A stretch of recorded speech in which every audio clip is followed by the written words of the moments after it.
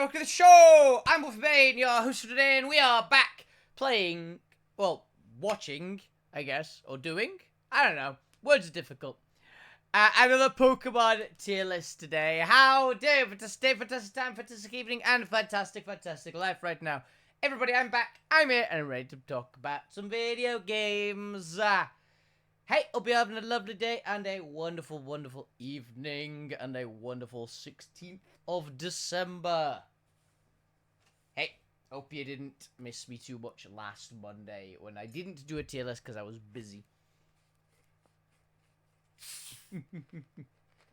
But as I promised on Friday when we were doing Altera, yes, I am doing a fossil-type Pokemon tier list today.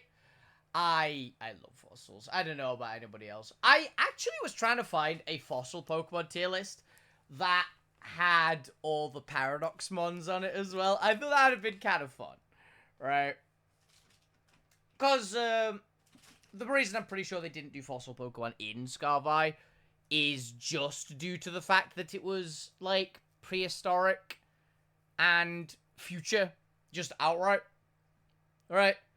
So, if they had done fossils, it would have kind of taken away from the Paradox idea, and they'd had to come up with more prehistoric-themed Pokemon.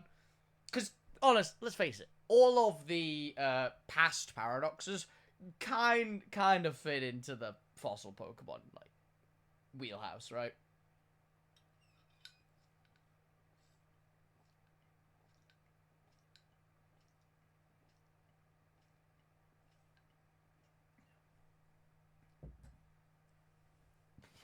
Excuse me. Those are my personal thoughts on it, at least. But yeah, I'm excited for this one. I love fossil Pokemon. They always were just something I loved as a kid, right? I always had a soft spot for the fossils. I have a soft spot for rock types, largely due to the fossils existing. So there's a few other rock types. I like a lot of rock types in general. It is one of my favorite types. Oddly enough, despite it not being very good. But the rock types that are good are just glorious, aren't they? Right?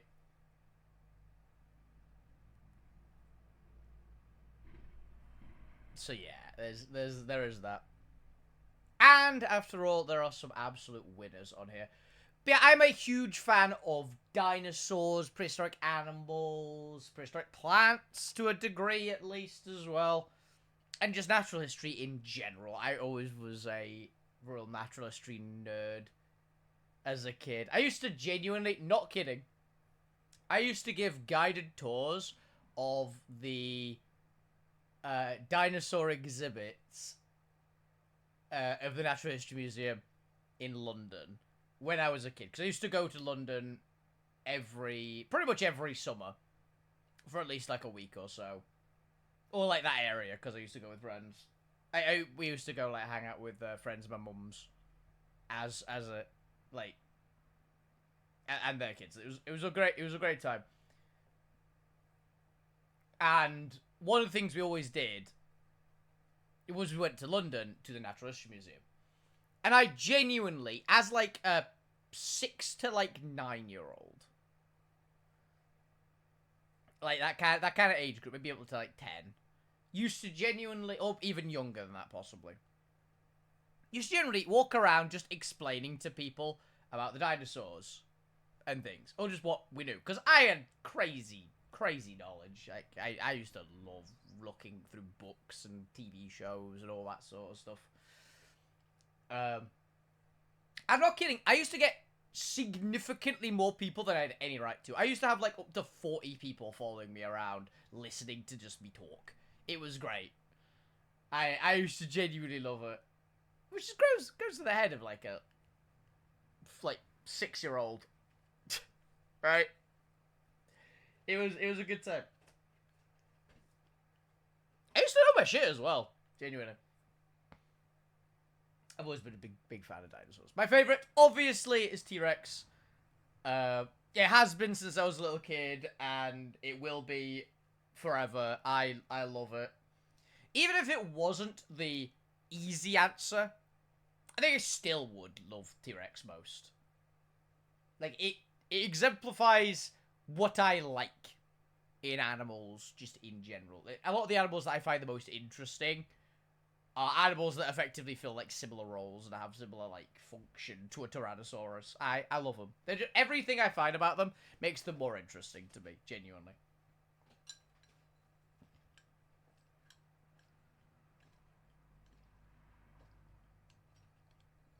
Like, here's a weird fact for you about T-Rex.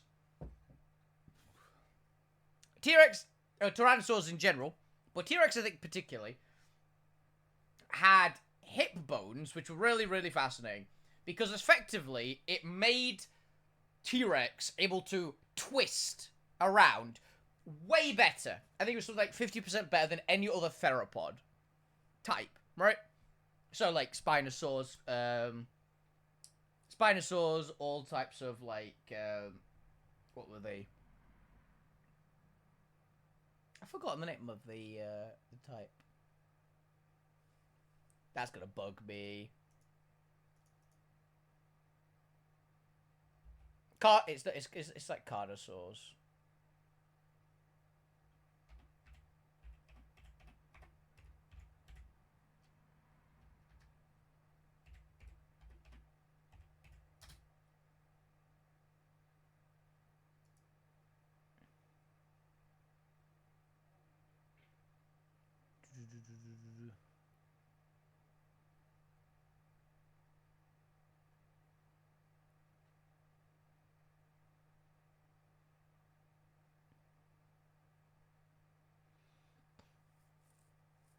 Where is it?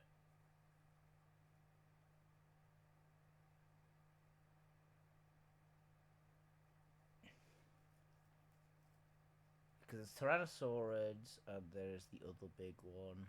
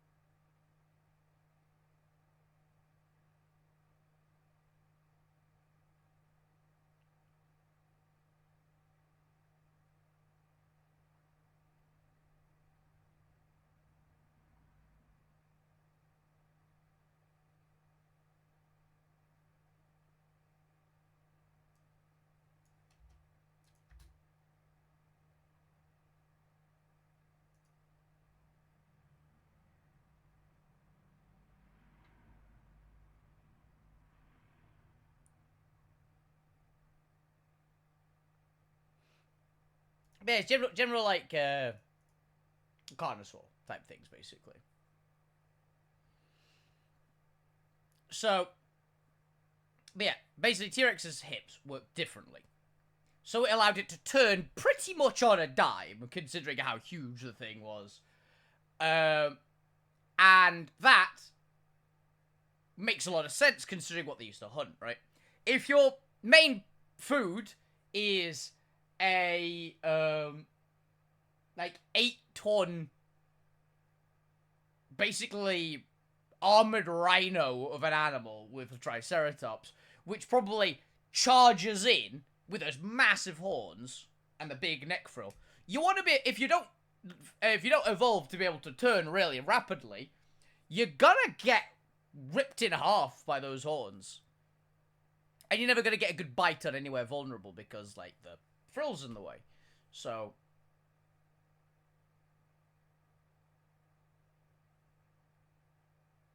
yeah. I think it's Carcharodontosaur already. But yeah.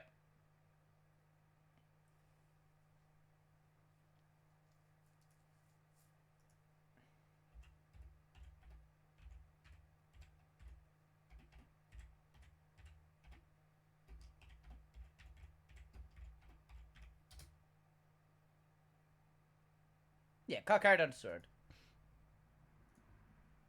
versus Tyrannosaurus. The Tyrannosaurus always one of my favorites, and T-Rex is the big one. Like, all the others, it's a weird thing. Tyrannosaurs, with the exception of T-Rex, most of them were comparatively not that huge. Like, they were big, don't get me wrong, but they weren't on the level of the mega theropods, like the real big uns. But then there's T-Rex, which is pretty much the biggest. Not in terms of length and things, but it's pretty much thought to be the heaviest. Which makes a lot of sense considering what it was really built for. Tyrannosaurids, pretty much universally, were built for brute strength. Which kind of makes sense. They evolved to kind of power through armored prey. And where T-Rex basically evolved, the armored prey also got big. So they weren't built to hunt like they weren't built to hunt like sauropods, like a lot of the others, so they would end up really slim because you're never out muscling a sauropod, because those things can weigh like 100 tons. And were built, it's like attacking a freaking building, trying to attack a sauropod. So you don't hit it with one big chomp, like a T-Rex would be, because it doesn't matter how strong you are, one big chomp's never gonna down it. You need a lot of little chomps, which can make it bleed out. But if you're fighting something which has super thick armor, like a Triceratops or an Ankylosaur, yeah, 1,000 little cuts ain't gonna do shit to those armor plates. But, a bite that can shatter concrete, yeah, that'll do it. You need the right tool for the job. Also, for fighting other theropods, my god, would one big chomp usually win.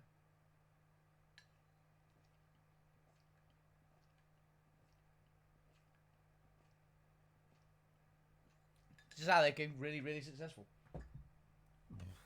Excuse me. That and the fun fact that Tyrannosaurs are thought to grow very quickly. Well, they don't last as long, but they basically had really fast metabolisms. Or it's thought to, at least. They have a very fast growth rate, certainly. So they would get big quickly. But they get to size increase really fast. And then when they get older, they increased in bulk. Which makes sense, because I saw a theory that there weren't any, like, mid-sized predatory animals. I say mid-size in dinosaur terms, for reference, in, like, North America around the time of T-Rex. There were those little ones, the little dromaeosaurs, like Deinonychus and things like that. But there weren't any, like, middleweights, or very few middleweights. And then, obviously, the heavyweight was T-Rex. So, what was the middleweight? And I saw a thing which was, well, there's a shitload of young Tyrannosaur fossils, and there's a lot of, like, middleweight kind of prey animals, like herbivores and things, which had, like, young T-Rex bites on them, on the bones. So it would be the theory of, well, T-Rex was so successful that it was the middleweight as well. Young T-Rexes were the middleweight. So it grew bigger really fast, but didn't get the bulk to punch through armored dinosaurs, because it didn't hunt armored dinosaurs until it was an adult. When it was, like, a teenager, it would hunt, like, the deer equivalent. Like, the kind of middleweights animals. Which is just really cool. Right? I love hearing about it, and just all the new things they find out and things like that. Like how T-Rex is thought currently to be the heaviest theropod because of its muscle mass, even more than ones that are actually a little bit, like, longer than it, like Gigantosaurus, Carcharodontosaurus, and Spinosaurus. T-Rex is thought to weigh significantly more, which is pretty sick. So yeah, I'm a big T-Rex fan. So, my tier list. Let's get to the Pokemon tier list, shall we? As usual, my tier lists go from S tier to D tier. Normal how they go for me. No E tiers on this one. None of the fossils, really. None of the fossils deserve a particularly bad ranking. They're all alright, at least. I'm actually not even sure if anyone's gonna hit D. Genuinely, they're all pretty cool.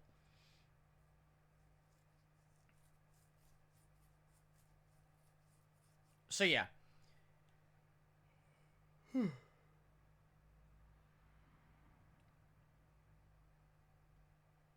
Hey, Shepard. Happy Monday to you too. So yeah, S tier. How's it going? It is going good. I like that goat. But yeah, S tier is the best, the best, the best, the best, the best. The absolute winners.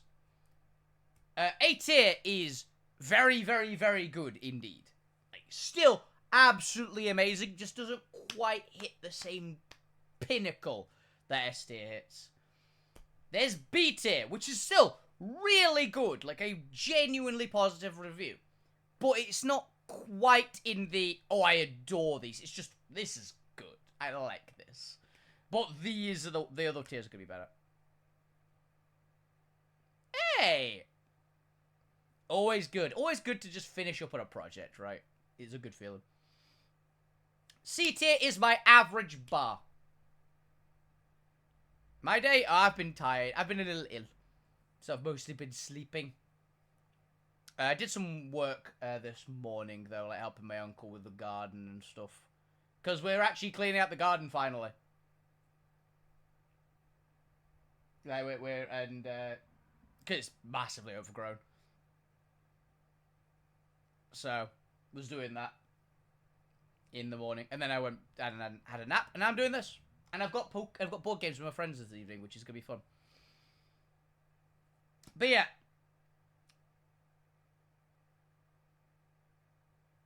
I play so many games.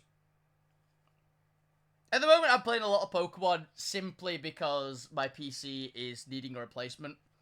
And there's not that many games that can really run as well as it should. So I've been doing a lot of just easy to run things that's just, let's just do this.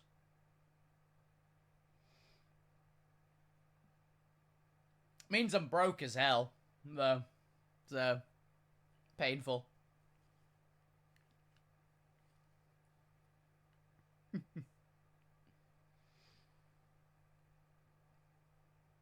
But yes. And then there's D tier. Oh, Resident Evil. I've never played Resident Evil. No, they're good. No, they're good. Just not my kind of thing, really. I don't really like survival shooters and that kind of shtick. And I'm not a horror game player at all. Don't appeal to me. Anyway, yes. Pokemon character, not Pokemon. Specifically Pokemon character.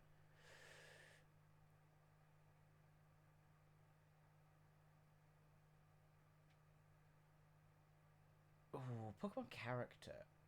Yeah. It's Cynthia. Easy Cynthia. Kind of obvious, I know, but I adore Cynthia. She's awesome. She's my icon in Pokemon Showdown as well.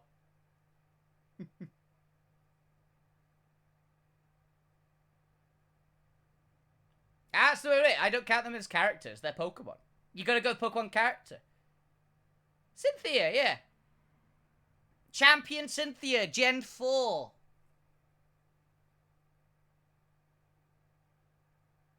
Also, good taste with Glaceon. I also like Snorlax, don't get me wrong. But Cynthia is the best Pokemon character for me. She gives people nightmares. She's awesome. And she has my my ace Pokemon as her ace, which is always fun.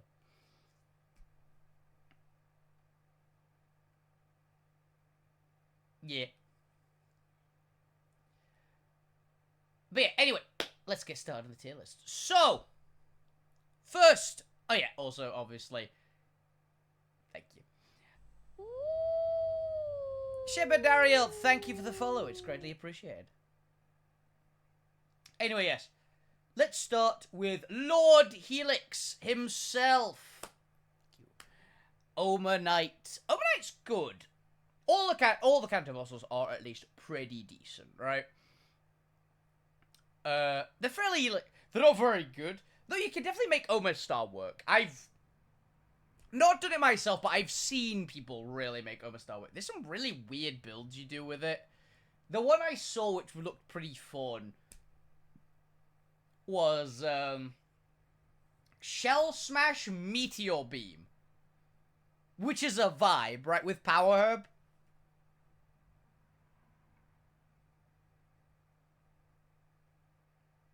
Because I can't afford them. Simple answer. I am poor. Do not offer me art. This is my comfortable, happy warning. I have an artist already. I am not looking for a new one. Yeah.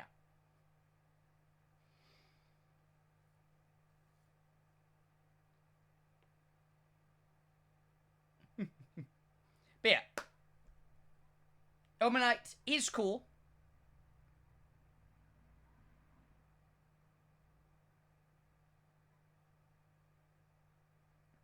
There are solutions, but I'm not in the market for one, so please do not offer me art at all. This is the friendly warning. The next one is a timeout.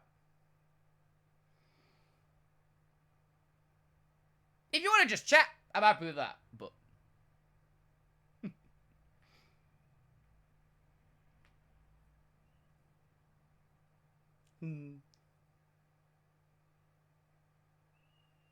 There you go.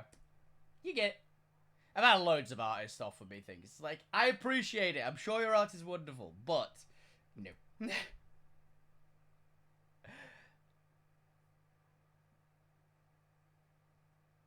Anyway, yes. Lord Helix, obviously, is also a good bit. And it's cute, honestly. I like Almanites, which is based on, like... Almanite? Almanite? Almanite. It's based on Almanite. And he is Almanite, yeah. But he's a cute little thing. I never really picked the Helix fossil. I always picked the Dome fossil in Kanto playthroughs. That was always my go-to. I don't know. I just like Kabutops. Right? I like Kabuto. Kabutop's very cute. But I'd say Lord Helix is a fine Pokemon. So he gets a comfy B tier. Doesn't get a C. Like he's above. He's a good bit above the benchmark C. But I think he quite hits any of the other tiers. Really. Omastar, again, I was just saying, Omastar is very, very cool. I love that you can make it work. I really need to run it at some point with, like, the Shell Smash setup, right? Power Herb, Power Herb, Shell Smash, Meteor Beam, go ham.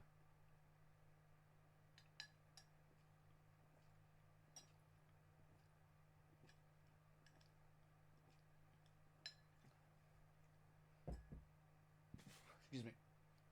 It just seems like a really fun concept to do. And as I said, it has caused some hilarious videos that I've seen online where it just, like, sweeps from there. I don't know what other... I don't know if it gets Power Gem. Does Omastar get Power Gem? If Omastar gets Power Gem, then that's probably the set, right? You go Shell Smash, Meteor Beam, a water move, probably Surf or Scald. Do you get it? Like, it definitely gets Surf. I don't know if he gets... I'm assuming he gets Scald. Or he used to definitely get Scald, like, because previous gens just gave anything Scald. Even if it made 0 sense. And, and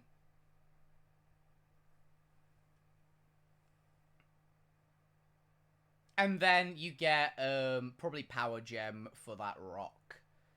Consistent rock stab, because, you know, Meteor Beam. Charge up. After you use that Power Herb, you've not got another go for it. So. Or maybe have some coverage, like maybe Earth Power or something. There's some ways you can play. I know it gets Ancient Power, which would be hilarious. You go for, like, you get that set up. You've got +2 attack, -1 defense, +3 special attack, -1 special defense, +2 attack, +2 speed, and then you get the Omni boost, so it's +3, 0, +4, 0 again, +3, which is nuts as a concept. So, I do like Omastar just for the hilarity that you can pull. Also, people underestimate this little bugger. He's definitely a B tier for me. Like, he's a good one. He is a good one.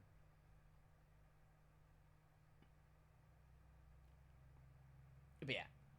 Kabuto. Everyone loves Kabuto. The little dome himself. Horseshoe Crab is what I believe he's based on. Yeah, he was always my pick for the two fossil Pokemon. I like him a bit more. Probably just childhood nostalgia, right? I like how he looks. Like, I like horseshoe crabs. I thought horseshoe crabs were just a cool animal in general. Still alive today, by the way. They're an ancient prehistoric animal that just hasn't really evolved much over the years. It's not particularly needed to. They just kind of work. They're like a proto-crab.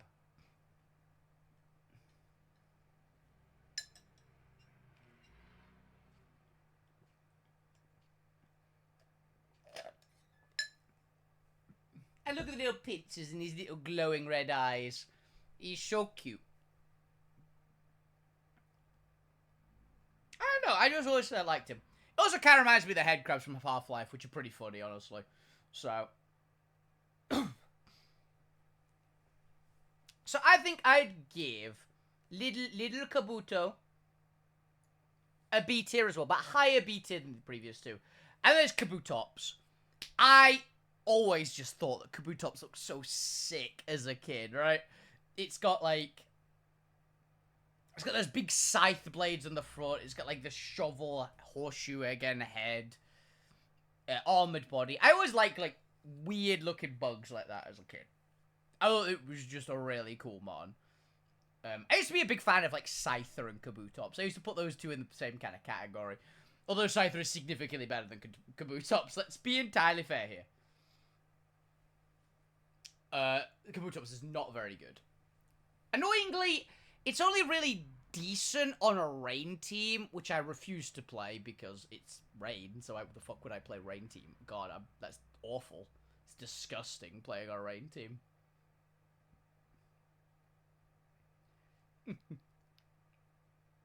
Raid team's like the third or fourth most egregiously bullshit strategy you can do in Pokemon.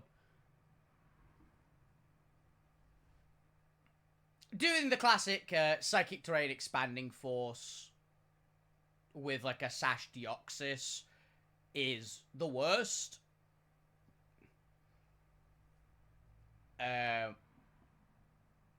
Because it's literally just press one button. It's so overpowered. Second one is using Last Respects.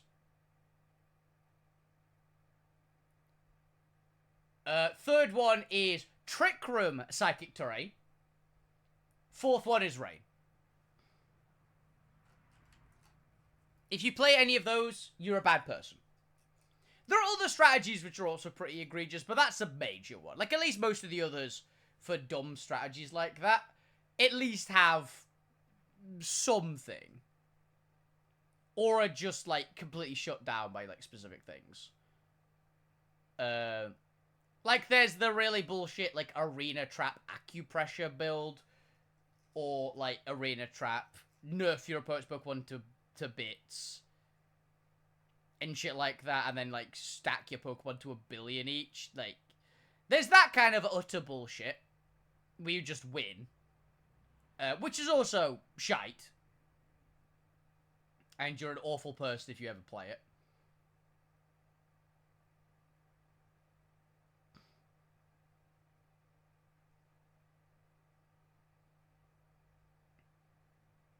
I had a hilarious thing where I saw someone for a couple of games do this really weird strategy where it was basically to basically get the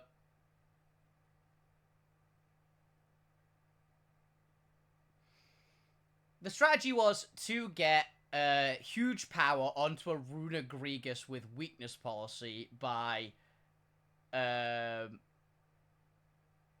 aquajetting a Azurill into it, right? Which was a cool strategy. Until I realized that that was the strategy. Because I did lose the first game to it. Admittedly, I lost the first game because I pretty much guessed the strategy, but unfortunately, since I killed the Azurill, my Mega Mawile, and I ended up having my Mega Mawile lead, which sucker punched it and gave it huge power anyway. Because it didn't kill. Which I was expecting it to kill, genuinely, because I didn't think Runagrigus was that tanky. Turns out it was tougher than I thought. Like, I know it has good defense. I just thought it's a huge... It's a sucker punch from my Mega Marwal. It usually will kill most things that it encounters. It did like 90% health it, don't get me wrong. And then the rest of their team was kind of scummy bullshit as well, but... that was the first game, and then the second game I just went, oh, it's easy. I can just sucker punch the Azurill, because the Azurill's like level 2, so I always outspeed it.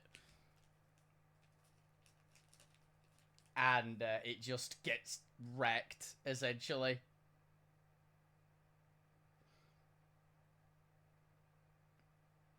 Yeah, I wouldn't be surprised at all if in the next gen of Pokemon, Last Respects and Expanding Force get nerfed so hard.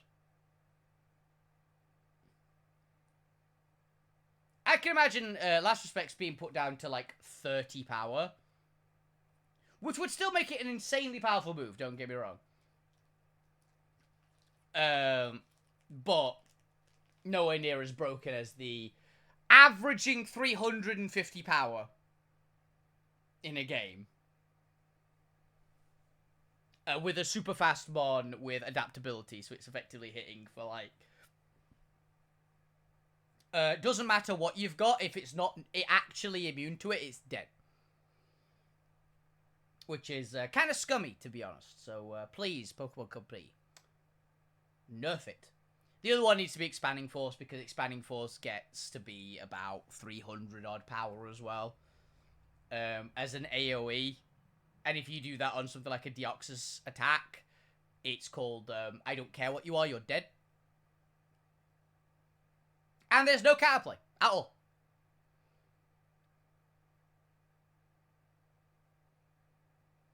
The only counterplay that could possibly exist would be if you're running, like, Fluttermane and Regieleki on your team at the same time. Or Fluttermane and Bundle and shit like that. You need two Pokemon that can outspeed a 150 speed Pokemon. It's just bullshit. Because it will one-shot anything in the game. It does. The only two things it doesn't one-shot immediately are a Dark type, simply because they're immune to Psychic, or... yeah, that's about it. I've seen it one-shot a resisted special defensive Pokemon. So, it's, yeah, that's a little bullshit. It needs a hefty nerf. Anyways, back to the actual video. Yeah, Kabutops, beat it. Cool bum. Really cool. I don't like Rain, which is only why it works, which definitely drops strategy points. Okay, now for the best Gen 1 fossil, Aerodactyl, which you are going in A tier. Let's just put this ahead of time right now. Aerodactyl is a really fucking cool Pokemon. It was on my original Kanto team. I love using it. It's just a fun mon to use in general. It's stupid fast, has decent attack. Like, it's nothing to write home about, but I think it's got like 100, 110 attack, something like that.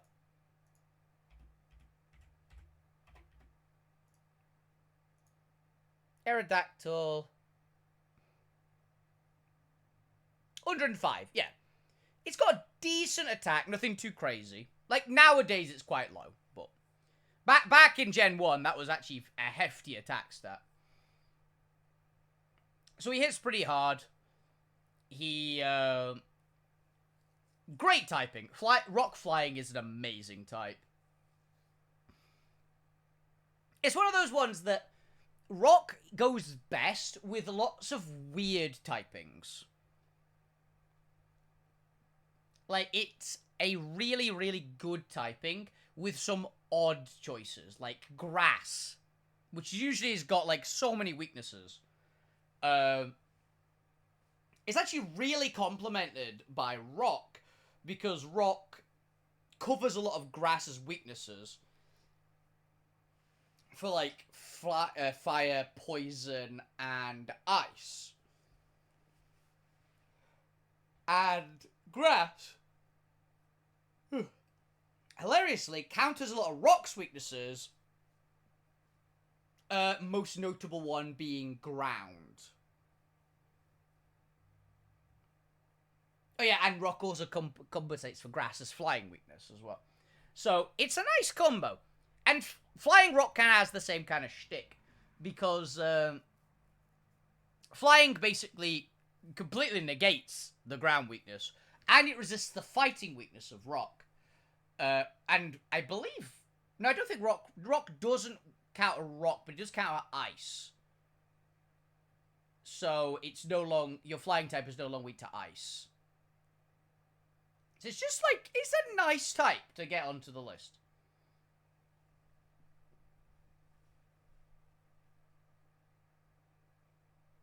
So it provides quite a lot of just nice little bonuses, right? So yeah, I do like it as a type. It's a fun Pokemon to use. I've said I've liked running with Expert Belt before. Mostly because on the team I ran, I had a Mega Tyranitar, so I couldn't run 2 Megas. But I've never really run Mega Aerodactyl, though I do like Mega Aerodactyl. Tough Claws is obviously one of my favourite abilities in Pokemon. It gets Dragon Dance as well. Mega Aerodactyl gets Dragon Dance, which is also a very, very good move. The one problem I've got with Aerodactyl is its default ability. It's got either Pressure, which is not great on Aerodactyl. Like, Pressure's only really good on really sturdy Pokemon. Like, it's good on Corviknight. It's good on Corviknight, right? Even though I always prefer Mirror Armor, I know Pressure is good on Corviknight because it helps it store things out. Aerodactyl's a really offensive Pokemon, so you can't really make use of it.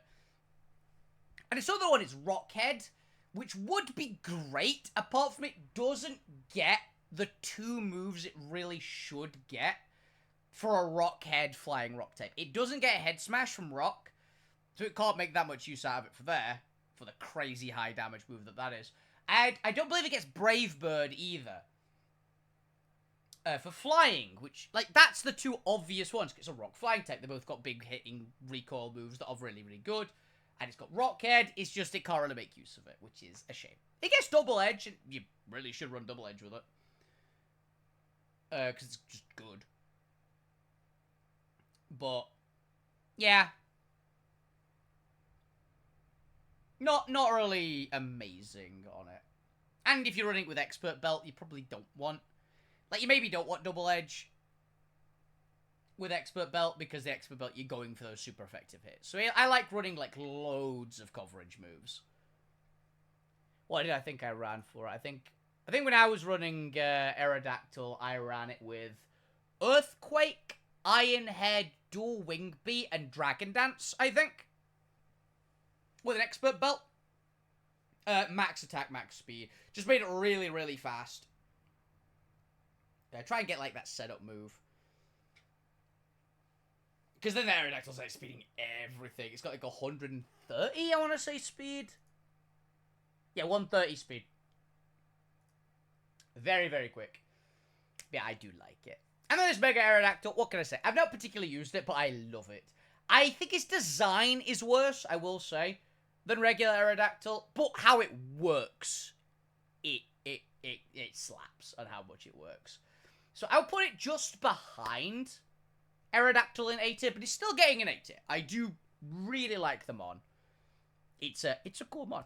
I like the spikes on its wings, I will say. I like the spikes on its wings. I like the extra spikes on, like, the back of its head.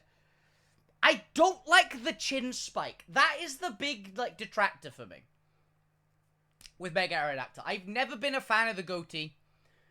I don't think it looks awful. Like, there's a lot worse extras to add to a Mega, right? But just not really, it doesn't really click for me. I think it's a detraction from how the mod should look. And the more, like, sleeker version of Aerodactyl kind of just hits better. So, yeah. Okay, now for another one that I love. I love Lileep and Cradily. People know I do, actually. I think these are sleeper good Pokemon. Genuinely. Lileep's alright. In general. Like, it is a cool mon. Don't get me wrong. It's the fossil plant. Which is always fun. It's got the little tentacle things. It looks like an alien flower. I always thought it looked alright. But it gets a B tier. Not much to say about it because I want to gush about its evolution, let's be honest. Cradily. I fucking love Cradily. I love how it looks. How it functions in the game. I love its ability. It's not the craziest mon in the world, but I love using it. Cradily is it's a really fun tanky Pokemon to use. People saw me use this thing in the monotypes. I did a monotype, like, dinosaur or prehistoric themed Pokemon only. On National Dex monotype. And I did it with rock type. It was just for shits and giggles. I knew it wouldn't do very well because you're up against, like, way better types. Like, I regularly go into monotypes and run dragon. And my dragon team does very, very well. But there's opponents that can fight my dragon team, and it is a scary team. So, like, normal type's really good, ghost type's really good, dragon's obviously really good, fairy's really good, ice is pretty good, ground's pretty good. There's, like, a lot of setups you can do. I also ran a hilarious Sandstorm Dark team, which was pretty entertaining. But yeah. Cradily is a really fun mon. So big ones that it gets. It gets Storm Drain. Nobody remembers that this thing gets Storm Drain, and I love that, because everyone goes, I'm just going to throw out a Surf, it's going to do neutral damage against Cradily, because Rock Grass. Like, it's not going to do super effective, because Grass compensates for Rock's water weakness, but then it just Storm Drains it. Using this thing in doubles, I think, would be cracked. To the point, I've actually seen some people which are running, like, very water-absorby, storm-drainy kind of teams, which I'm surprised don't run Cradily. Like, I've seen some teams that run really, like, weak to water-heavy, and I personally think that just run a Cradily. On that team, it would probably work really well. So, like, I saw a team which was very, very fire Pokemon heavy that was relying... What was it relying on? It was relying on something that had Water Absorb, which was, like, it's alright, but it wasn't really, like, sparking joy. What was it? What was it? Maybe I running Storm Drain. I don't remember. Storm Drain. What was it? It wasn't the normal ones. Oh, yeah, I think it was really like Luminion or something like that. It's like, there's better Pokemon than Luminion. Hell, run Gastrodon. Like, Gastrodon's great, Cradilly's great. Maractus, I love Maractus. It's not very good, but I do love Maractus. And there's Tatsugiri, who's fine. Like, I like Tatsu. He's really good in doubles, but if you're going to do him in doubles, probably do the Donzozo strat, right?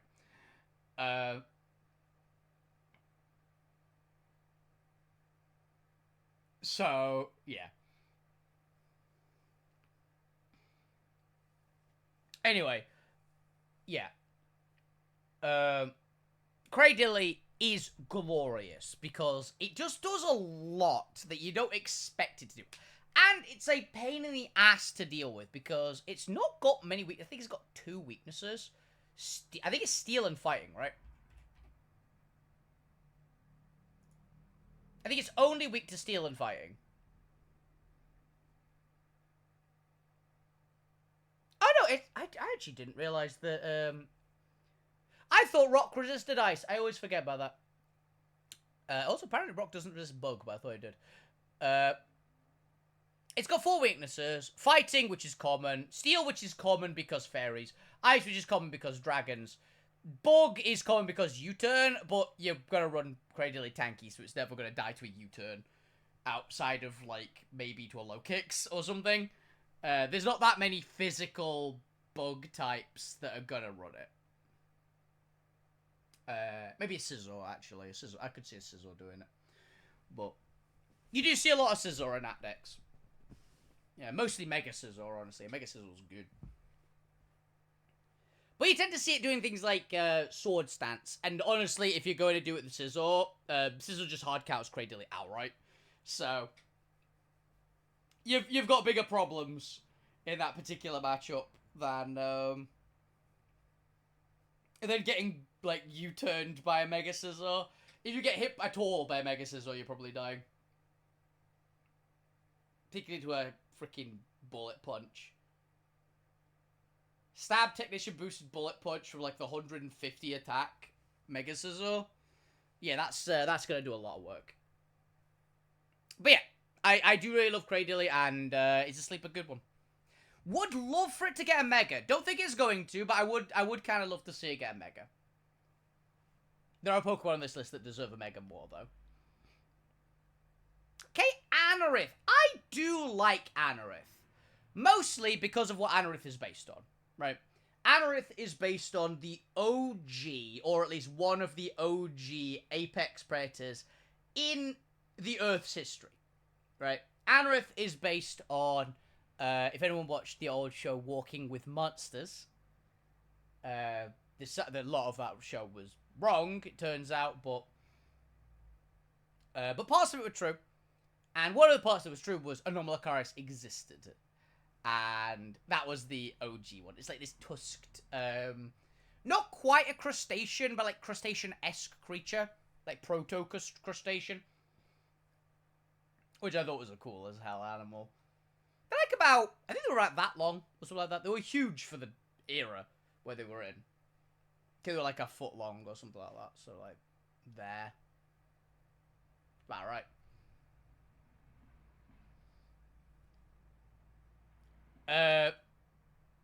So pretty big animals for what the other animals around at the same time were.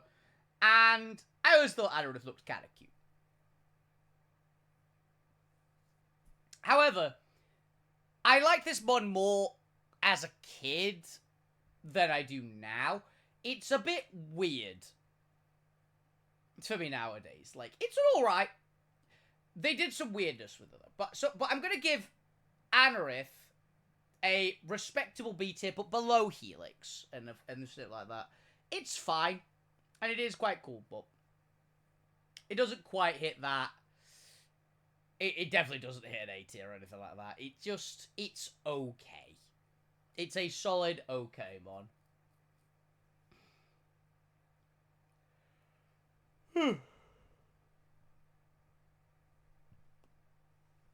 Now, Almaldo. I used to like this mon, but what does it do?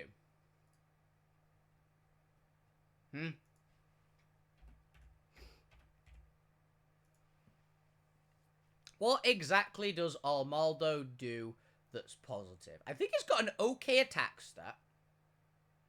Yeah, 125 attack, decent defense with 100, decent special defense at 80, which is, like, you know, it's fine, it's not special.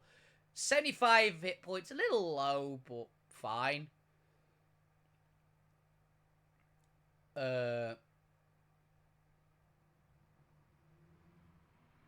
Nothing really crazy good that it gets. It does get Aqua Jet.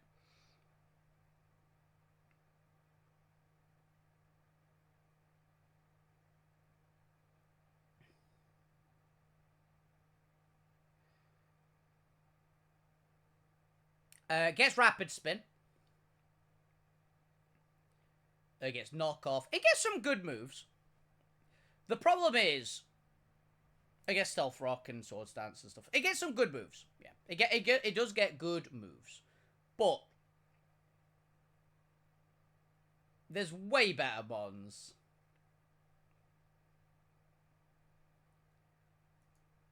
Yeah, it's so slow as well. Maybe you can make it work in like a Trick Room kind of team with its 45 speed, but I don't really like using Trick Room anyway. I'll try Trick Room if they ever make a mon that enters the battlefield and sets up Trick Room. That is the time I'll use Trick Room. Outside of that, fuck no.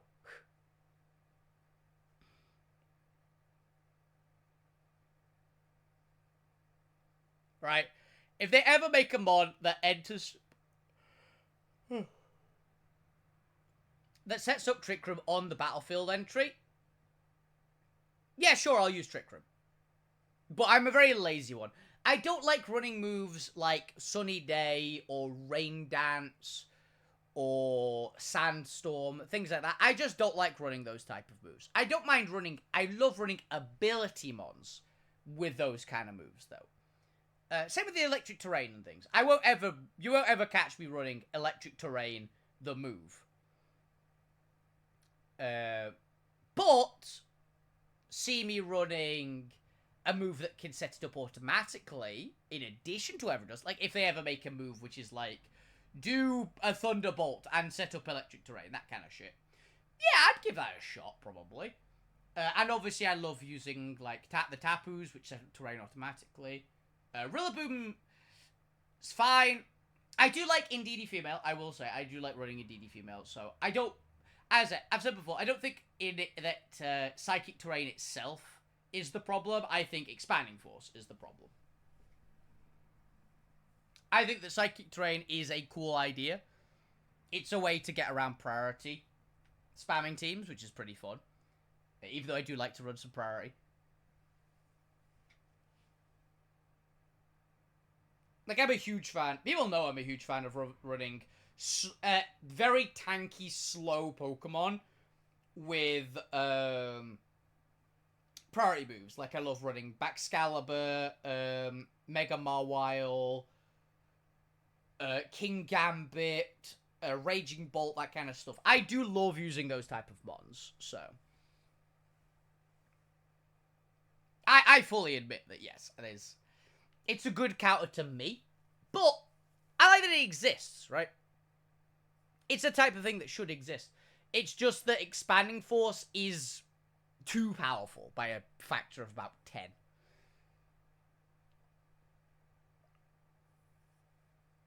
Personally, I think what they should do is they should down its power to like a 20 power move. Give it a 1.5 times boost in Psychic Terrain. And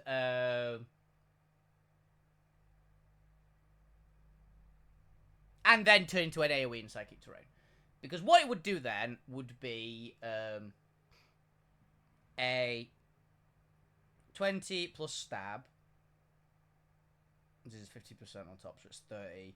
Plus 1.5 times boost, which would make it...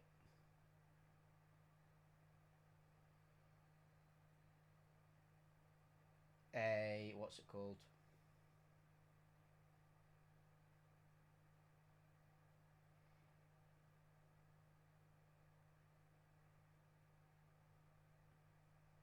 $45. Then it is the increase on top again, which would make it to about a, like, 80 power move. An 80 power AoE move is not to be sniffed at. Particularly when it's coming off something like a Deoxys attack. They need to nerf the move heavily. Not as much as they need to nerf, actually no, these exactly as much as they need to nerf it. It and Last Respect are too broken. They just are. So if you hear me, Pokemon Company, severely nerf those moves. Seriously. They're way too strong.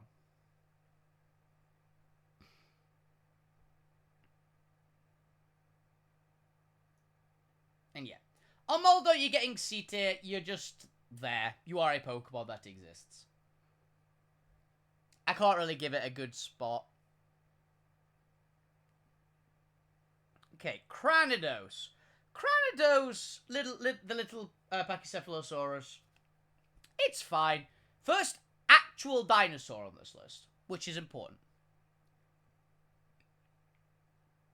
Cranidos, by the way, has insane attack.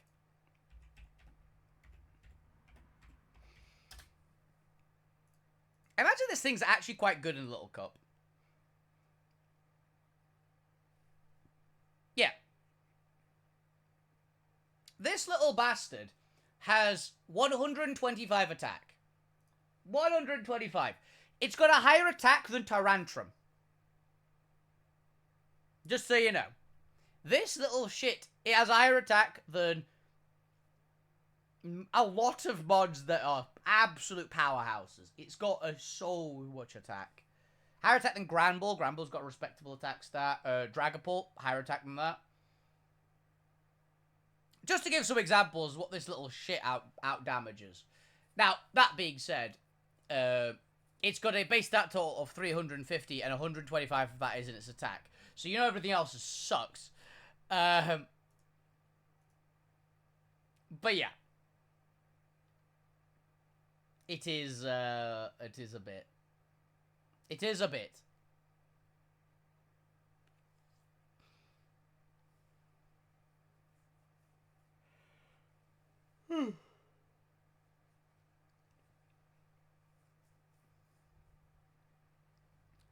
So it is cool. Pachycephalosaurus is a cool dinosaur. Just outright. I think you're gonna get here. You're alright. I would give it a solid alright. Into its B tier. It is fine. I never really used it, but I can imagine it being a lot of fun in Little Cup. Now, Rampardos. Rampardos, much like its baby form, out-damages an insane number of Pokemon that it has no right out-damaging. So this little shitbag doesn't have a good base stat at all either, by the way. Rampardos is a famously bad Pokemon. Also, by the way, can I just say, this mod, why does it not get Rockhead? It's literally the headbutt Pokemon, and it's a rock type. And it's the mon that you'd expect to get Head Smash with Rockhead the most. Why does it not have it? But yeah, it gains 0 speed from its evolution. 0. Every other stat increases a bit, including its attack stat, which out-damages such mons as Rayquaza, Groudon, Slacking, and shit like that. It's got 165 attack, which is absurd. It's so insane, the amount of attack this thing has. With a Head Smash, this mon will kill most things in the game. Outright. Doesn't matter if it's resisted. The problem is, with Rampardos, is it's got a really awkward amount of speed. It's got 50, I think it's got 56 speed. 58 speed, right? So 58 speed is weird because, looking at it on paper, it's slow with an insane attack stat. You'd go, Trick Room, right? Clearly this would be a decent Trick Room mon. And I think it is a decent Trick Room mon. The problem is, it's not tough in any way. And, weirdly, it's too fast. Like, 58 speed is slow as dirt, don't get me wrong. It is unusably slow outside of Trick Room. Unfortunately, for Trick Room, most of the Trick Room mons are like 40 speed or lower. Like, look at Ursaluna. Like, the Trick Room mon. In my personal opinion, the Trick Room mon, right? Like, you can't get more stereotype Trick Room than Ursaluna. It's got 50 speed.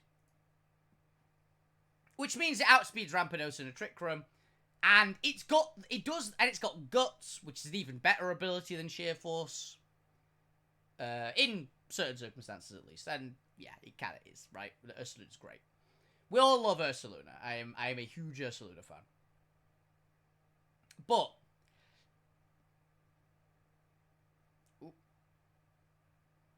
did my Twitch just crash? Briefly had a freak out. Okay. But yeah, it's slightly too fast for Trick Room. Not by a lot, but it is slightly. It means it's getting outsped by most of the other Trick Room mons.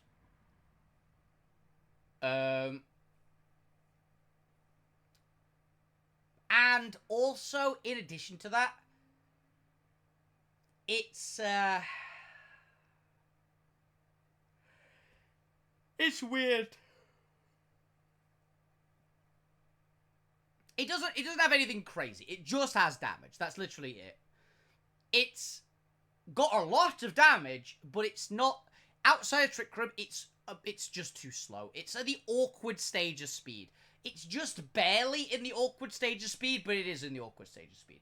That being said, I have seen it used in Trick Room to some success, honestly. Like, it does work. Unfortunately, it's also squishy.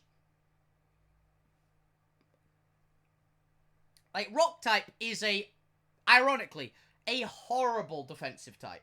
Horrible.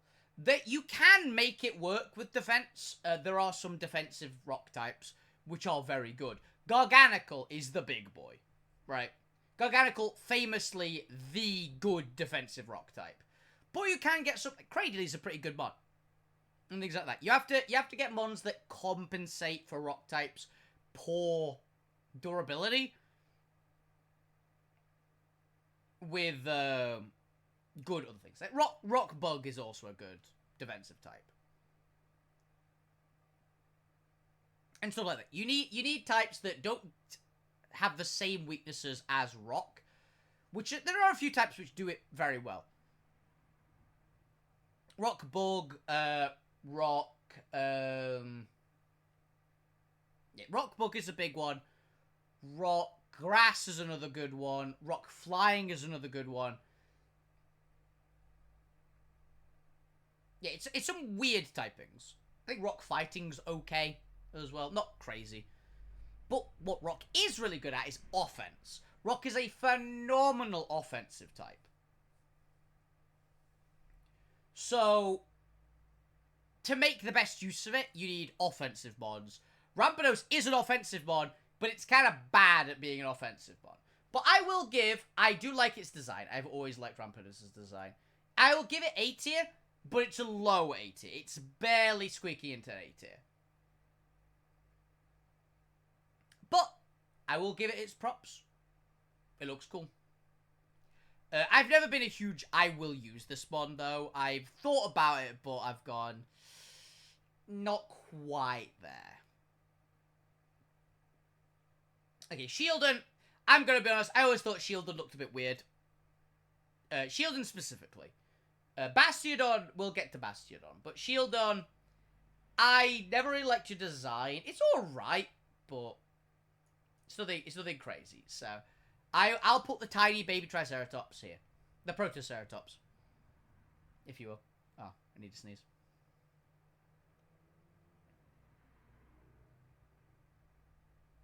You know that awful feeling when a sneeze just shows up and then goes away? I just had that. That's awful.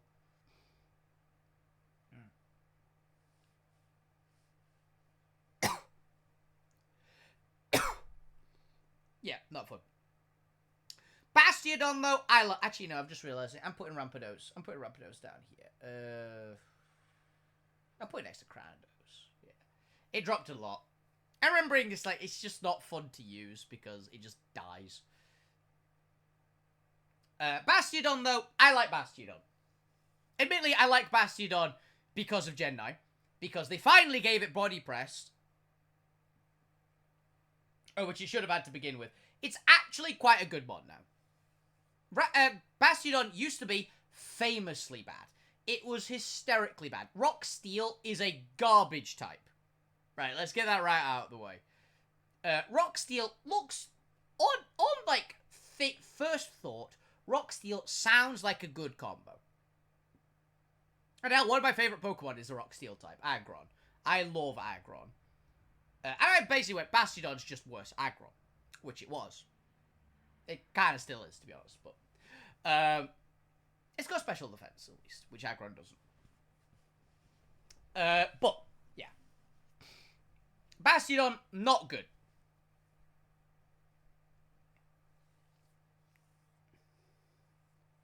But now it gets body press, and...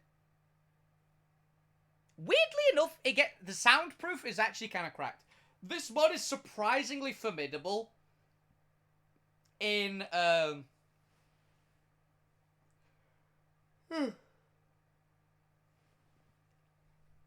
This mod's surprisingly formidable in, random battles. Because it gets good moves, Now, it gets foul play, it gets toxic still. I think it still gets toxic. It gets lots of counter moves. I think it's Metal Burst is the one. And it gets Body Press now, and Iron Defense. This mod is actually really fun to use in the right situations. I won't call it a good mon, but it's definitely a usable mon now, because they finally gave it the tools that it needed. Because Bastion, famously, it's got good defensive stats. It's got a decent chunk of health, massive physical defense, massive special defense, right? It has nothing else. At all. Literally nothing else. It's got no attack stat. It's an all-out defensive mon. Now it gets body press. It never used to get body press. That's the big one. It's got like 140 defense or something insane like that. I think it's 138. I want to say 138. Am I right? Am I right? Am I right? Oh, I was close. 168. I knew I had an 8 on the end. Bastion's got 168 defense, and it didn't have body press for some reason. It's so weird. It's got tiny health buff. Cover that. Yeah. It's got 60 health, 52 attack, which is abysmal, 168 defense, 47 special attack, 138 special defense, and 30 speed. It is very min-maxed into its durability. Which I guess Rampardos is spec'd into its attack, right? That's the Gen 4 fossils kind of vibe. Is they really spec into the thing they're good at. And they have garbage everywhere else. But with Bastiodon, yeah, you see what it's supposed to do. You get soundproof is sturdy, soundproof surprisingly cracked. Sturdy, obviously sturdy's just good. Yeah. It's weird. Yeah, it has gone up in my estimations because it's actually got some good moves now. Though it is still going to die from a dedicated, like, fighting, any heavyweight fighting type, or any heavyweight ground type, is going to demolish this thing. As is usual in Pokemon, everything in Gen 4 dies to Garchomp, famously.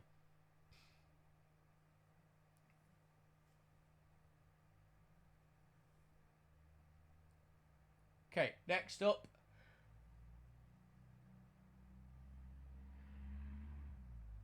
Excuse me. Tortuga. The little baby Archelon. Tortuga is okay. Problem is, I do like its color scheme, and turtles are cool, right? They just are. They're a fun animal. But they're not like that good. So I'll put Tortuga here. Actually, no, I think it gets lower than that. Yeah, I put Tortuga in C tier. It's not awful. It isn't awful. But it doesn't do anything like it's just a turtle. It's just a blue turtle. Which I'm a big fan of animal, like Pokemon that stick to what their animal is, right? I'm a big fan. But in this case, it's too much of just it's a turtle. Like, in the same way that Flamigo is just a flamingo with basically no edits, Tortuga kind of hits the same thing for a turtle. Now, don't get me wrong, I know it's supposed to be a baby Archelon, and it's cool. I just wish it was cuter. Would be better. Now, Caracosta, however, Caracosta kind of slaps. I've not particularly used this mon. I know it's mainly good on rain teams again.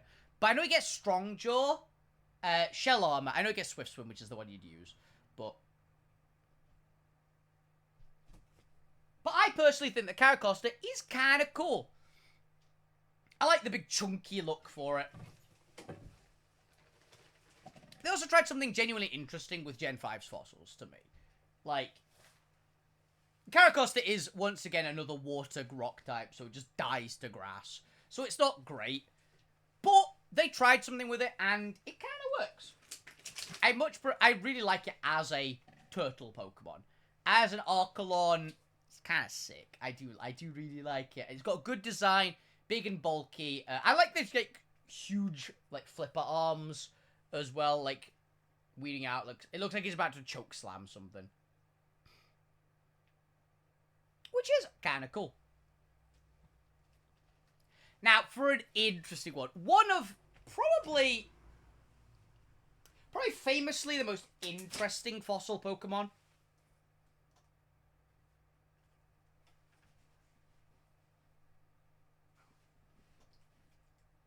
Move it. I can't pick it up from there. I put it there so I could carry it. I will give it you back.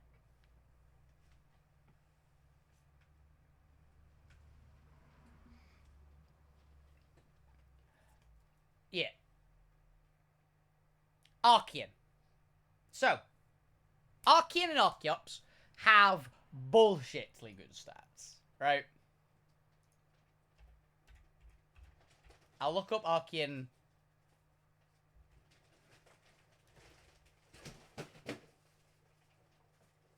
Archean. So Archean, little rock flying type, Archaeopteryx, baby Archaeopteryx, always cool. 70 speed, which is respectable. No defense whatsoever. 112 attack on the baby form, right? That's respectable for a baby Pokemon. But the fun part about it, it gets Defeatist, which Defeatist is a really cool ability. It's like Slacking, right? Defeatist is a terrible ability. It lowers its stats when its hit points become half or less. Which, again, no durability, right? Though, Rockfly, not a terrible type. So it has something going for it. But I just kind of like that idea. Like, I like Mons that have crazy stats and good move pool. I believe Archean's got good move pool. Whereas Archeops does.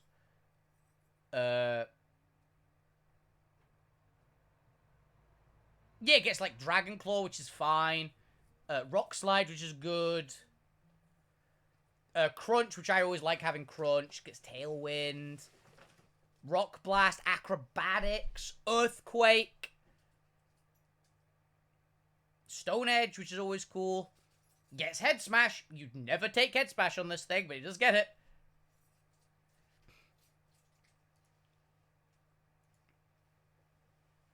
Yeah. It's got a lot of really quality moves. And the fact it has Defeatist is also, like, it balances it, right? So I will put Archean in A tier.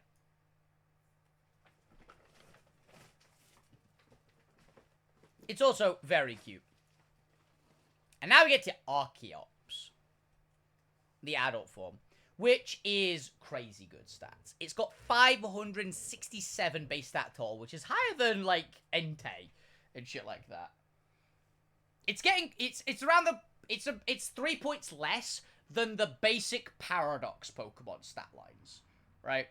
It's still got no defense. 75 health, 65 defense, 65 special defense. Not good at all.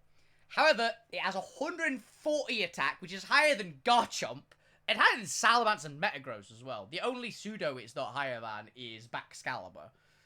112 special attack, which is also respectable. If you want to run it special, you absolutely can. I don't think you would, because that's a very good attack stat, but it's got usable special attack. And 110 speed, which nowadays isn't crazy fast, but it's fast enough. In a lot of cases. Like, it is fast. It's above average. It's a good... Because nowadays, 100 speed is average. Whereas back in the day, 100 speed was good. Nowadays, 100 speed is average. So 110 is still pretty fast. Same as, I believe, Frostlass is a big one. Like, it's kind of fast, but...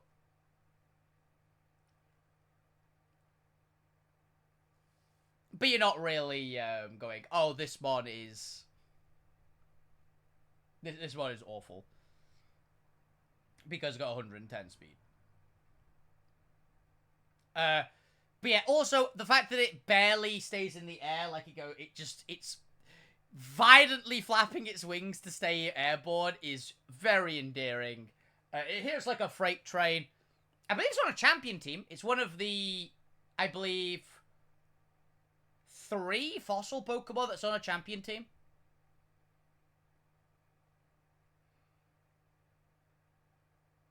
I believe so. It's on Iris's team in Gen 5 Black and White 2, basically. Champion Iris has an Archeops on her team, I believe. Which, can I say, Champion Iris, one of my favourite champions. Not my favourite champion, I will say.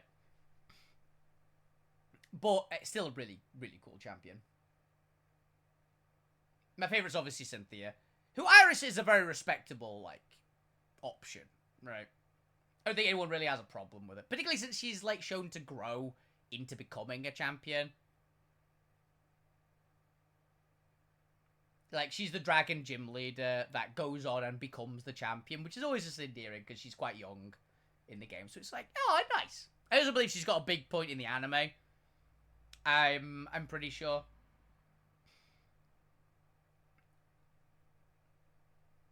So yeah, I do like Archeops quite a bit.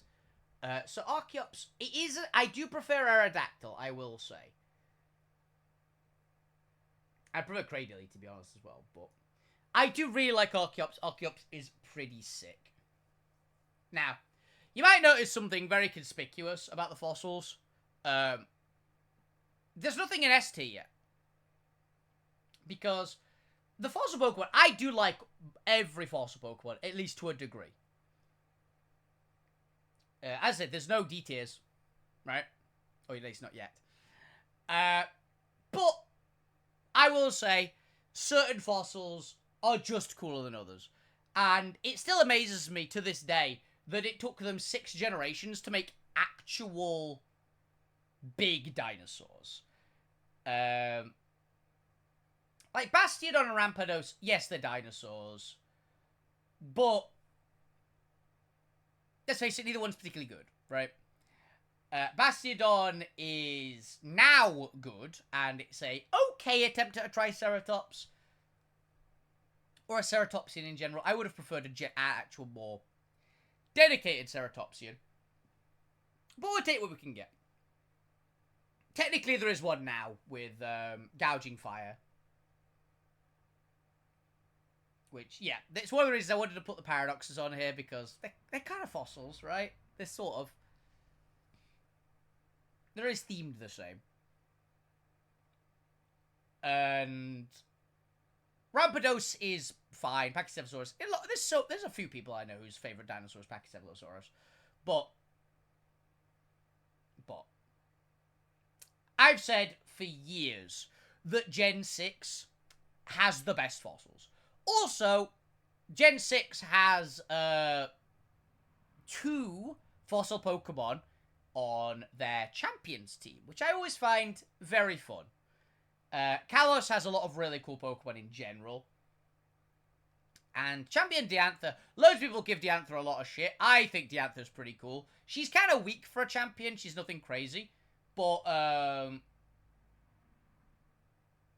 always liked her team. I don't know. She's got Mega Gardevoir, obviously, on her team. She's got a Goodra, which I really like Goodra. I know people give Goodra a lot of shit, but I like Goodra. And it has 2 fossils. Which, in my opinion, are the 2 best fossil Pokemon of all time. So, first of all, let's get the little Babu out of the way. Tyrant. Tyrant, you're very cute. You're immediate S tier. The baby T-Rex, I love it so much. I have used Tyrant a lot. Going through various games. Basically, Tyrant is just the baby. But it's actually got very respectable stats for what it is. It's quite tanky. And it's pretty hard. We're not talking Cranidos here, but for a baby Pokemon, 58 health is okay. 89 attack is very respectable for what it is. 77 defense, which is, again, very respectable for what it is. 45 special attack, 45 special defense, which is bad. But it's never going to care about special attack, and special defense is a problem. 48 speed, which is a little slow, but against the baby Pokemon, doesn't have to be particularly fast. With a 362 base stat total, is fine. It's perfectly fine. Great abilities with Strong Jaw and Rockhead. You don't really use Rockhead, I've ever found, on Tyrant, because it doesn't get the move that you're bringing Rockhead for until it evolves. So as Tyrant, you probably want Strong Jaw. Because it does get Bite and things like that. Like, it's good. It effectively has, like, 3 stabs because of Strong Jaw. Because it gets Bite and Crunch. It gets Poison Fang. It gets a few good, like, biting moves, which can benefit. Like, I think you can get all the fangs on it. You get all the elemental fangs. It can get Earthquake off the bat. Can get Crunch. Get Psychic Fangs later on as well, which is very good. It gets Rock Slide, obviously. It just gets good moves, right? And I absolutely love it. I have used this thing. Eviolite Tyrant is one of the Pokemon that I was using regularly in my in both my gym leader team and my gym challenger team. I added Tyrant on both. Tyrant is one of the Pokemon that I regularly, like, Tyrantrum is one of the Pokemon I regularly say is on my, like, go-to Pokemon teams.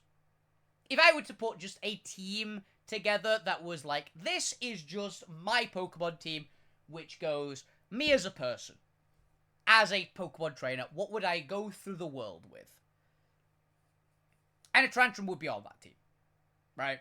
If I was in the Pokemon universe, because if you're just doing Pokemon, like, battling on this, if you're doing Pokemon battling in, actual Pokemon games, yeah, you're gonna pick some good ones and things like that. But you're also going to lean more towards your favorites. For me, but there's, like, the thing of, if you're playing, say, the Pokemon TTRPG, right? Which there's a couple, but the big Pokemon TTRPG I'm thinking is you're actually Pokemon trainers going through the world. What Pokemon do you get? And the big one for that would genuinely be, you are getting Pokemon you like, and then statting them, and you, like, using them, role-playing with the trainer and things like that, and then they're getting powerful depending on what they have. Tyrant's on my team, right?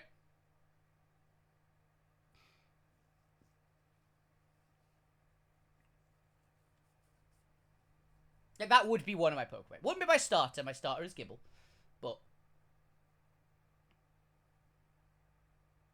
But you try to get that kind of thing.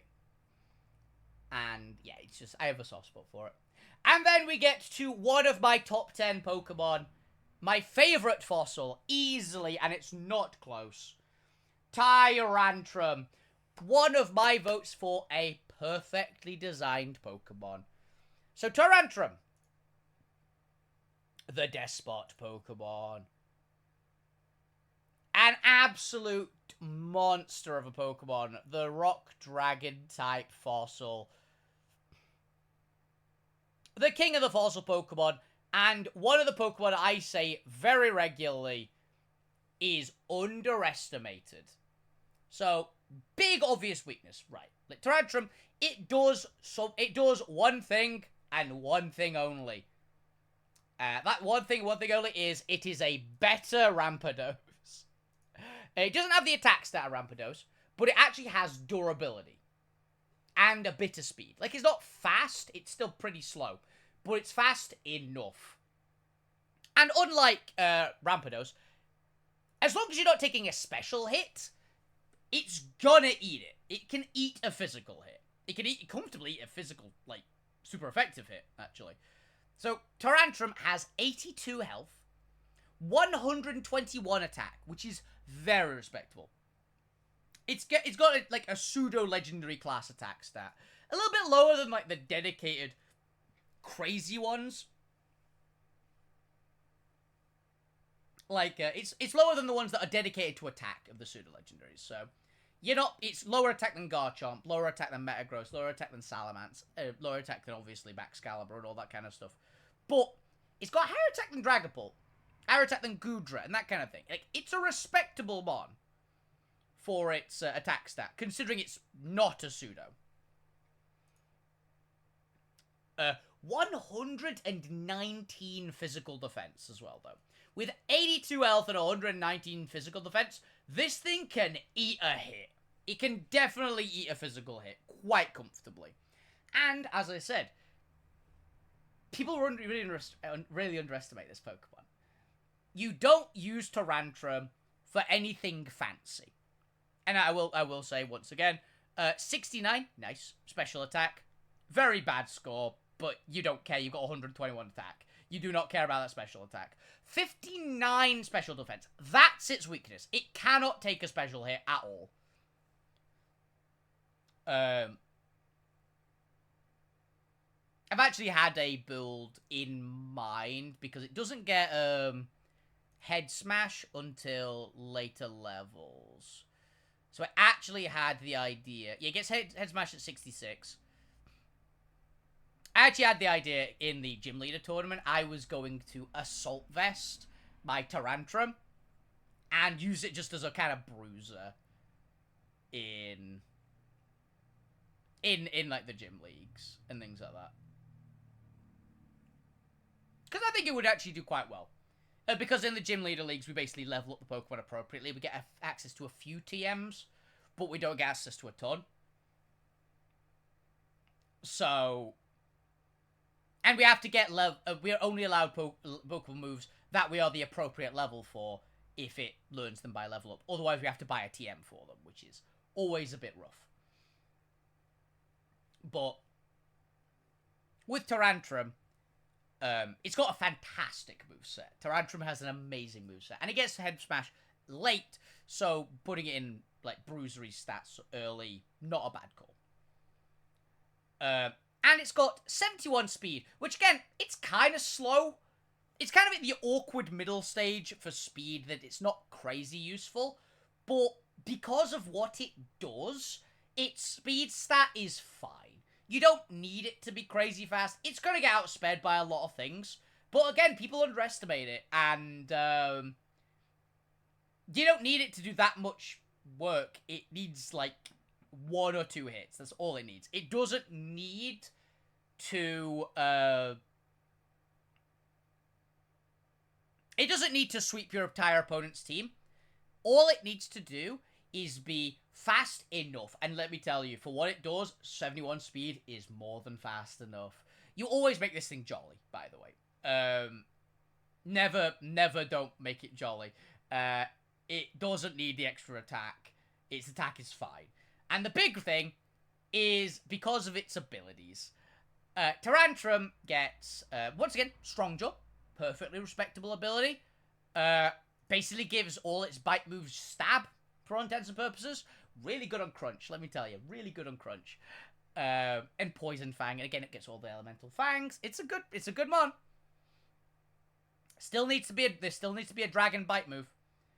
But the big one is for Tyrantrum, Rockhead. So it gets Stab, Recoilless Head Smash. It's, I believe, one of 2 rock types to get Rockhead that can learn Head Smash.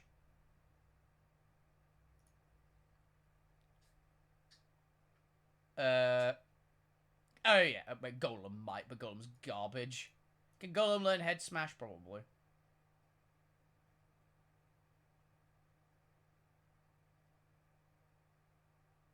No, it doesn't. Oh, wait, maybe it gets it on, breeding. No, yeah. I don't think Onyx does. I don't think Rhyperior does. Aggron gets it, which, yeah, Aggron's good. But yeah. Tyrantrum's the big one. Because Tyrantrum has a very, very good... Oh, yeah, actually, Relicanth gets it as well, but again, Relicanth, very slow. Oh, yeah, Relicanth's not on here. I kind of wish it was, because it's technically a fossil Pokemon. Even though you never get it the same way as a fossil, it's kind of a fossil Pokemon, right? A Head Smash Tyrantrum is devastating. Particularly when you give it the set that I give it. So my Tyrantrum set is Jolly, Max Attack, Max Speed, Banded, Choice Band, with Head Smash, Dragon Claw, Close Combat, and Play Rough. But 99% of the time, you click Head Smash. And if it's not a heavy resisted mon, it is going to crumple it like a piece of paper. Getting hit by a head smashing Tyrantrum is like getting hit by a bus in Pokemon. I have seen it one-shot Pokemon that people that are active tank. It is the wall breakeriest wall breaker you can get. It doesn't matter what your durability build is. You get hit by this Tyrantrum, your Pokemon's dropping. I've seen it one-shot a max health King Gambit, which is very well known for its durability. It just hits really hard. Like, Tyrantrum just hits absurdly hard. And that's the thing you use it for.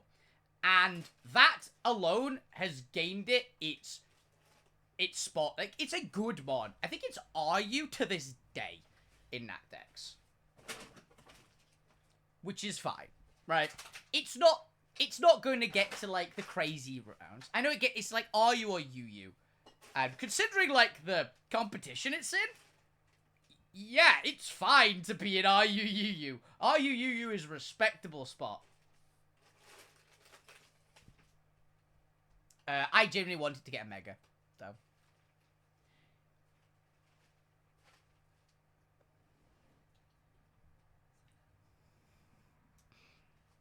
One of the things that I genuinely hope, because Megas are coming back, I've kind of got a hope that Mega Pokemon are going to be able to use items in the next gen. I'm not 100%. They might go with the item to balance them.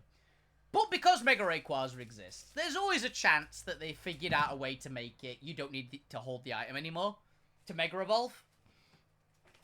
Which would mean you could get Mega Pokemon with items, which would be very fun. Still should be one per team, but I can genuinely imagine them maybe doing it because it's easier to do, right? And they've realized it's more fun to get, like, a Pokemon with an item. So, yeah. What I'd love for them to do is to make a Mega Tyrantrum. All they really need to do would be to boost its speed by a bit, boost its attack by a bit, boost its special... Like, its attack, speed, special defense, and health. Just boost them all a little bit. Like, say... maybe 30 attack, 20 health, like 25 speed, and all the rest into special defense. And I'd say that'd be a suitable Mega, right? Like, that'd be a good Mega. Just keep it with Rockhead. It doesn't fucking need anything else.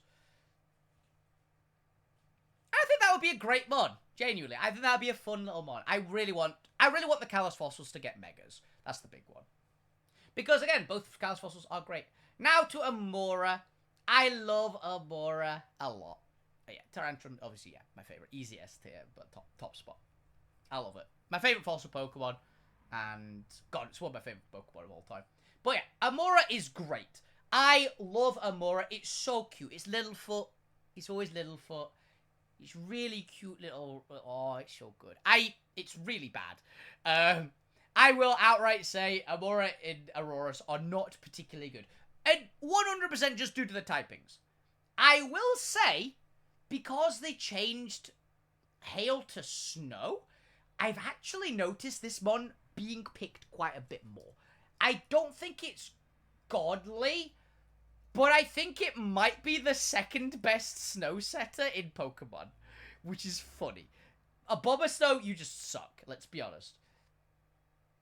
But it's way cooler. I still think Alolan Ninetales is better. Like Alolan Ninetales is. But all the Snow Setter mons do have quad weaknesses just outright. Right?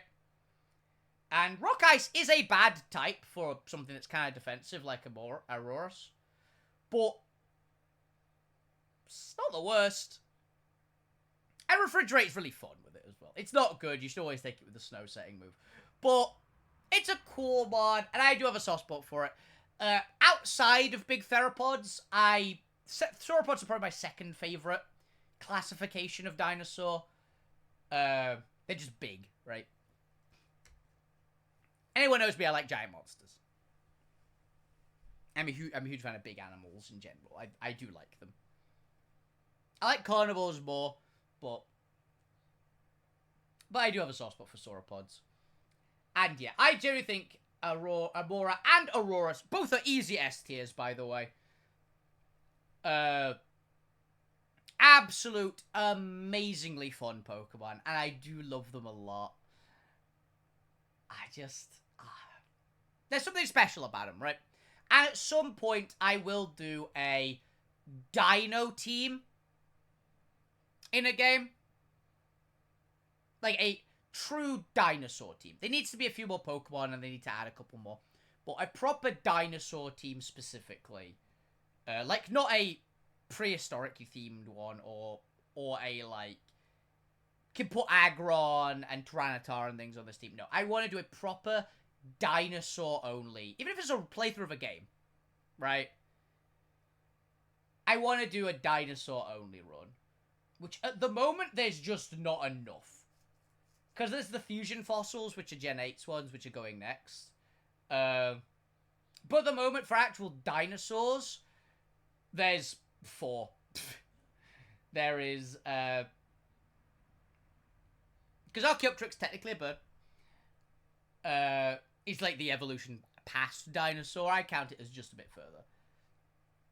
So if you can't include Archaeops, it's Bastiodon, Rampardos, Tyrantrum, and Amora. Like Aurorus.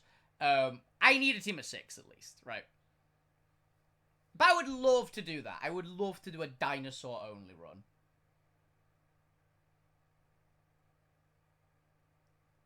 Maybe I could run in some Paradox mons, but are there any Paradoxes that are actually straight up dinosaurs? Because there's a dragon. Fluttermane's not a dinosaur. Fluttermane is a Pteranodon. Specifically, it is a Pteranodon.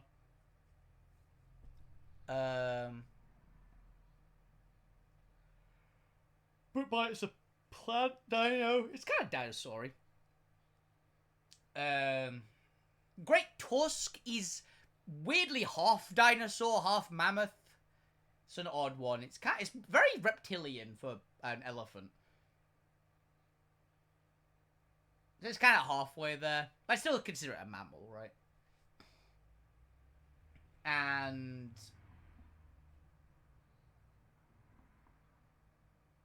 Sandy Sharks, that's not even close to a dinosaur.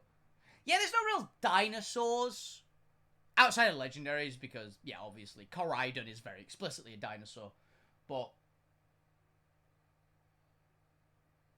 oh, and there is obviously the legendary paradoxes for prehistory, Walking Wake, Gouging Fire, and Raging Bolt, which are explicitly dinosaurs. But again, as much as I love them, and I'll happily use them in competitive and shit, like, of course I am. But I feel bad using them in a playthrough. A normal playthrough. Fuck it, I'll use them in, like, if I play Radical Red and shit like that. But I feel bad using legendaries in playthroughs, because playthroughs are easy enough already. Outside of a few special cases. And admittedly, they would probably consider special cases, but you know what I mean. Now we go for the Galafossils. The Galafossils are all pretty cool. I haven't actually played Sword and Shield, as people well know, but I have used one Galar fossil quite a bit. My favourite of the Galar fossils. But yeah, we'll go for Dracozolt first. A friend of mine's favourite fossil, I believe. My buddy Jay, who played in Geddon. I believe his favourite fossil Pokemon is Dracozolt. Which I do like Dracozolt a lot. it's kind of underestimated compared to the other. It's outclassed by its more powerful cousin, is the big problem with it. But Dracozolt is good. Electric Dragon type, props to it. Very, very cool. Also, yeah, the interesting part, in the lore of Pokemon, fossil Pokemon are all rock something, right? The only rock Pokemon fossilize, apparently, in Pokemon. That's just the thing.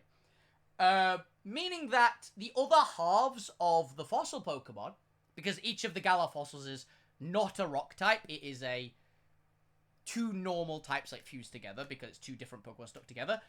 Each of them is a rock type. In canon, each of them would actually be a rock type, which means that whatever the name of the Zolt part, the bird part, is electric rock type, and the dragon half is dragon rock. Just as a bit of a little bit of lore for you about the Pokemon universe. In one of the games, it does actively say that only rock-type Pokemon fossilize, meaning that I genuinely hope that in the future, we get the individual parts as their full, this is what they are.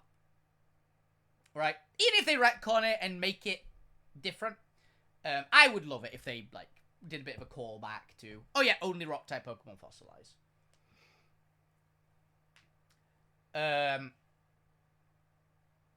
I don't know the name of it. I think this is Arctozolt, the next one.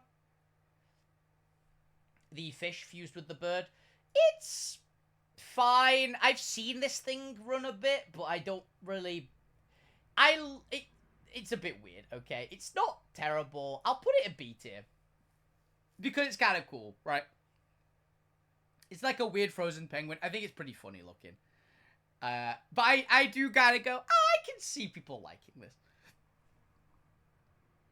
Not 100% my vibe, but it's a cool concept, and I do like it.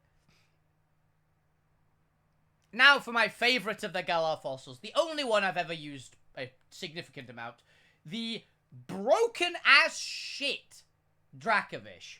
Dracovish is nuts good, and honestly, it's an S tier mon for me.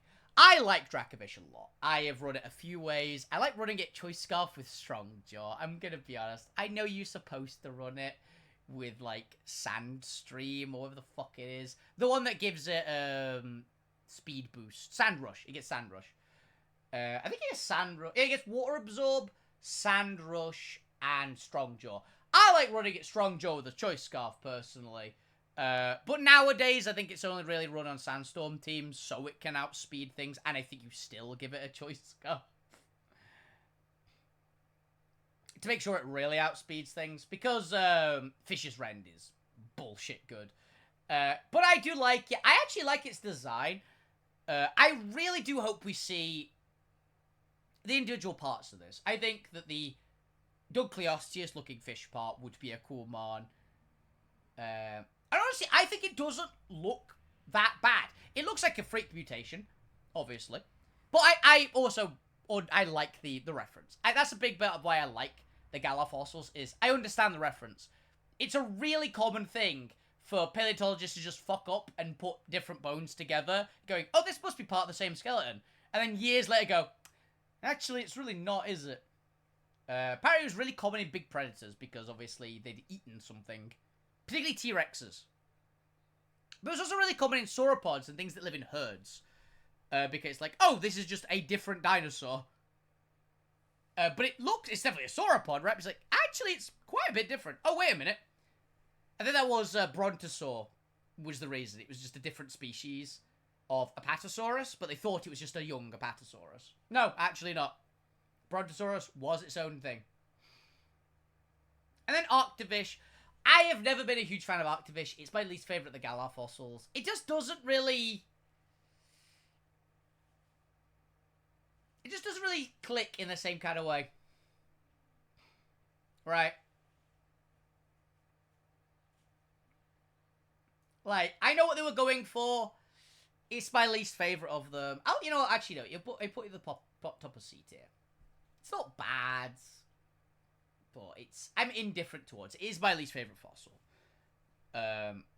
I think it also might get snow warning. No, it doesn't. It gets slush rush or something like that. It's fine. Yeah, they get snow warning in Poker Rogue. But yeah, that is my fossil Pokemon tier list. I had a lot of fun with these. Fossil Pokemon are quite close to my heart, personally. I say Tyrantrum is one of my top 10. Tyrantrum is comfortably in my top 10 favorite Pokemon of all time. I just love it. It's a wonderful Pokemon. I love it so much. It's also a Pokemon I have a hard time deciding whether I like the regular or the shiny one more. It's got a fantastic shiny, but I really like the original design too. And I'm a bigger fan of red, but it's the shiny version as well. So it's a good debate. But yeah, Tyrantrum's just sick. But yeah, I'm looking forward to us getting more fossils in the future. Fossil Pokemon are one of my favourite things. It's always one of the parts I'm excited about in Pokemon is, ooh, what fossils we're getting. I was kind of sad that we didn't get any in Scarby, but the plot of Scarby was effectively fossil Pokemon and future Pokemon, right? So I'll give them a slide, but we better keep getting fossil Pokemon because they are awesome. They're just really cool. So yeah. Yeah, that is my fossil type Pokemon tier list. We've only got, I think, 2 more tier lists to go. Yeah. We've only got 2 more tier lists to go for the year. In Pokemon, at least. To finish off this series. Next week, I don't know which one I'm planning to do. I know what I've got for the 30th. The 30th is a special to me one. Which will be a, yeah. I've got something special for me personally planned for, the 30th. As it should be.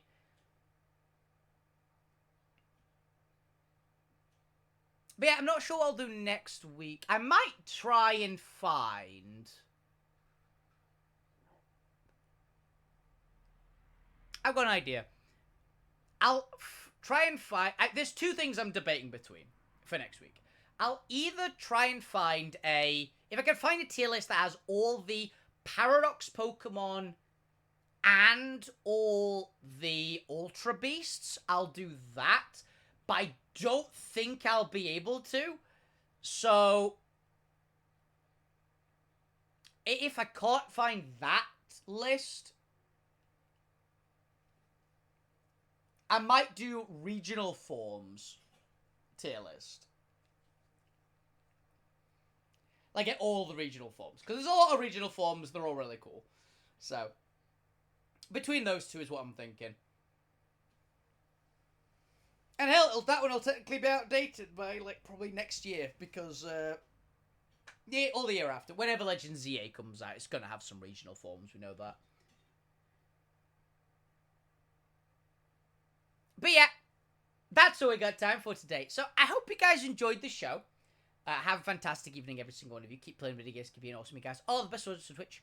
Enjoy yourselves, guys. Have a lovely evening. See you tomorrow. I've actually got something a bit not crazy out there planned for tomorrow, but I'm going to do a little bit of I found a site which was like, it's pick a Pokemon team, right? It had by generations. I'm gonna do in every generation, make a Pokemon team that's only using Pokemon that are new that gen. I thought that could be a bit of fun. A bit of a fun laugh for tomorrow. So yeah. Hope you guys enjoyed. Have a fantastic time. Good night. See ya.